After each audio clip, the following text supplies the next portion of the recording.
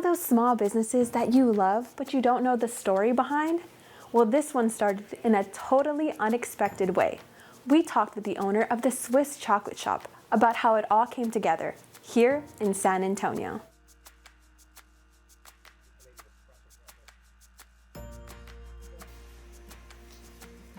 Before most of San Antonio is awake, one local business owner is already at work, turning raw ingredients into something rich and decadent. This is the story of the Swiss Chocolate Shoppe and the San Antonio head chef behind it. This isn't about following a straight path. It's about trying something new and going all in. It doesn't make any sense, really. So, yeah, what inspired me was pure chance. Long before chocolate became his full-time focus, or before the Swiss Chocolate Shoppe even existed, Matt Willis's life looked very different. We were in Europe because on the side of my IT job, I was also a professional obstacle course racing athlete for 13 years. So if you have seen those, it's kind of like trail running and Ninja Warrior had a baby. And we had some time in Switzerland before actually going to the races, which were in London. Our last day in Switzerland, the entire country was covered in rain. And my wife does this weird thing called planning ahead. So we did a chocolate making class because it was our last day, covered in rain, nothing we could do, so why not? Chocolate wasn't the plan, or even a thought. But something happened when he took a chocolate making class in Switzerland. And after an hour of being told, hey, you're okay at this, I think maybe I could do this. So I asked them, and I was like, hey, do you guys think? And they said, actually, yeah, here's everything you need to know. That simple class set him on a new path, one that would eventually lead to the Swiss Chocolate Shoppe. Then after a month of research or so, of contacting all of these companies in Switzerland, telling them who I am, learning how to import, I just poked my head out of the kitchen and just said, hey, babe, I'm gonna drop a little bit of money on this, and if it works, cool. If not, we'll have 90 pounds of Swiss chocolate to eat. It wasn't a business plan. It was a calculated risk with a sweet safety net. So I figured that was a good way to just kind of sweeten the pot. Instead of chasing a storefront or investors, he chose to start exactly where he was. For a small independent chocolatier who is not a renowned, well-renowned chef, getting into that much upfront debt is a bad idea. So I decided to start very, very small in my home kitchen as a cottage kitchen and then build up from there. At first, it was just weekends. It started out as just something for mad money on the weekends for shows and stuff like that because my wife works weekends.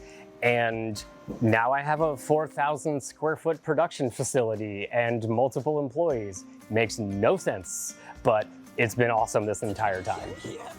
And Matt believes that growth might not have happened anywhere else except in the Alamo City. And San Antonio, just as a city and a culture, my entire life has just been awesome because it's one of the largest cities that still feels like a small town because everyone supports each other. It doesn't matter if you're a stranger that someone hasn't met before or if one of your best friends in a long time. Everyone likes making sure that other San Antonians are taken care of, so why would I not be here? For a small, independent chocolate maker, that kind of support matters. I honestly don't know that if I did this in Austin, that I would have the relationships that I have with my customers and the community around me. And I think that's the most important word in that. Austin is big, moving, everything like that, whereas here, you're gonna get more from everyone. But building something by hand also means confronting what you're not good at. The biggest challenge was presentation. I am an IT guy by standard career and trade. My job is to make things work, not make them pretty. So I can make the product look amazing by doing everything correctly with all of my tools. But things like packaging and design, I, to this day, struggle with. So I definitely lean on my network of friends and other professionals who are good at that.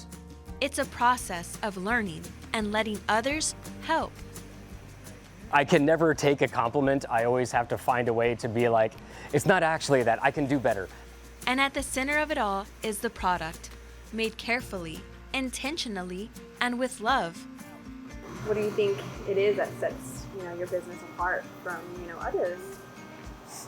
Some of the huge things are, first off, the consistency and quality of the product that I'm able to produce, and also a lot of niche items that no one else makes. Like I have an orange creamsicle chocolate bar that tastes exactly like the ice cream bar. I mean, it will punch you in the childhood, but like in a good way.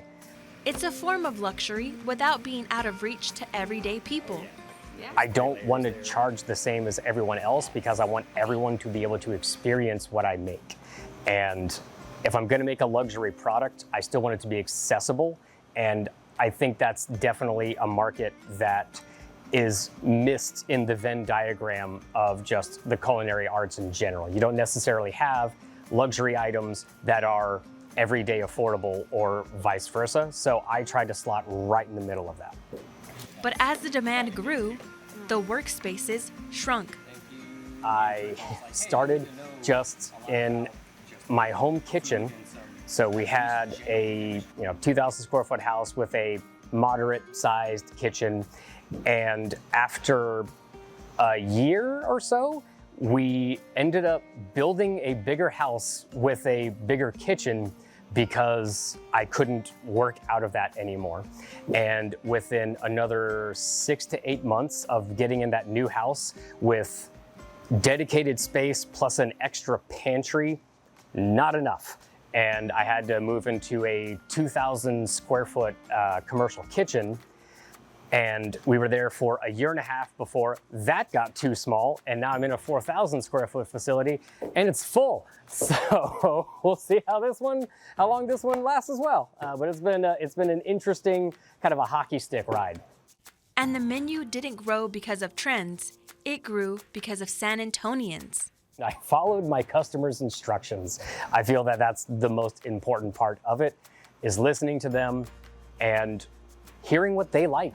Because just kind of talking to them, they're always going to be like, "Ooh, well, I've tried this here and I've tried that." Then it just gives me extra ideas to say, all right, I can combine something like that and let's just have fun and see what happens.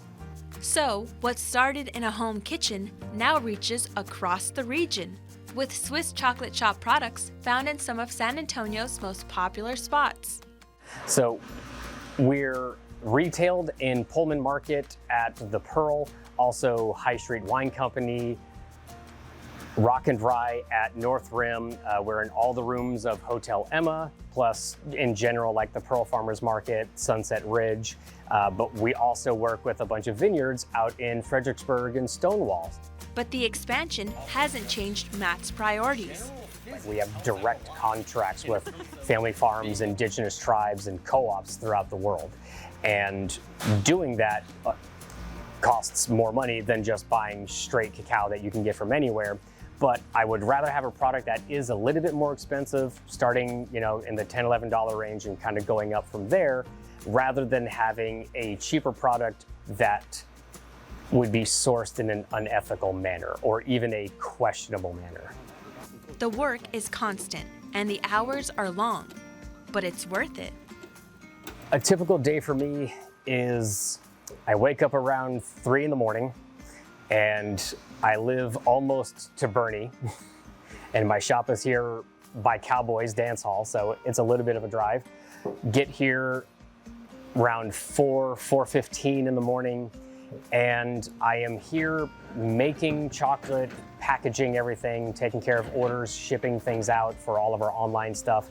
And I'm here until anywhere from 10 p.m. to midnight most days. And then I head home from there and rinse and repeat with about 2 or maybe 3 hours of sleep if I'm lucky. And what started as a chance moment became something lasting, shaped by patience, purpose, and care. It feels awesome to be a recognized small business owner because not only do I get to build these relationships with just locals from all around town, but also friends, family members, people that I went to high school, college, and other jobs with have seen me grow through the years and supported me as well too. So it's kind of like just a feedback loop of awesome, to be honest. From a home kitchen to businesses across San Antonio, the Swiss Chocolate Shoppe is proof that sometimes the sweetest success starts by taking a chance. I want to continue to be known as the person who makes something great and does it in the best way. I really loved hearing Matt talk about those early struggles that he pushed through to build up the Swiss Chocolate Shoppe. That's what Everything 210 is all about, the people behind the small businesses that make San Antonio what it is. We'll keep bringing you more local stories here at KINS 5+. See you next time.